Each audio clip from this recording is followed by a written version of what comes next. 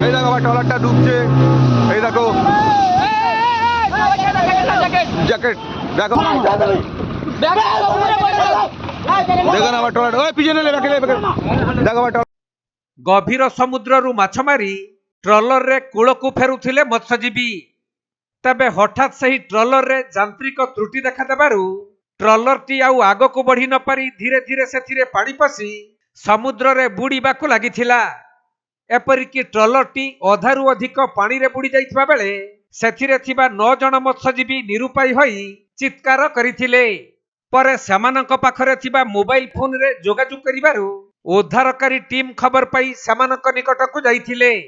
ଆଉ ସେହି ଟ୍ରଲରରେ ଥିବା ମତ୍ସ୍ୟଜୀବୀଙ୍କ ପାଖକୁ ଜ୍ୟାକେଟ ଫୋପାଡ଼ିଥିଲେ। ଏଥିସହିତ ଉଦ୍ଧାରକାରୀ ଟିମ୍ ବୁଡ଼ି ଯାଉଥିବା ଟ୍ରଲର ନିକଟକୁ ଯାଇ ମତ୍ସ୍ୟଜୀବୀମାନଙ୍କୁ ଟ୍ରଲରରୁ ଉଦ୍ଧାର କରିଥିଲେ। ଏପରି ଘଟଣା ଘଟିଛି ବାଲେଶ୍ୱର ଜିଲ୍ଲା ଭୋଗରାଇ ବ୍ଲକ ସୀମାନ୍ତ ପଶ୍ଚିମବଙ୍ଗର ଦୀଘା ମୁହାଣ ନିକଟରେ। ତେବେ ଉଦ୍ଧାରକାରୀ ଟିମ୍ ଠିକ୍ ସମୟରେ ବୁଡ଼ି ଯାଉଥିବା ଟ୍ରଲର ନିକଟରେ ପହଞ୍ଚିବାରୁ ଏକ ବଡ଼ ଅଘଟଣରୁ ବର୍ତ୍ତି ଯାଇଛନ୍ତି 9 ଜଣ ମତ୍ସ୍ୟଜୀବୀ। এই দেখো আমার ট্রলারটা ডুবছে। এই দেখো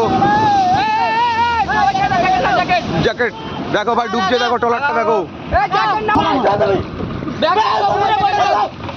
দেখো না আমার ট্রলার, ওই পিছনে দেখো আমার ট্রলার।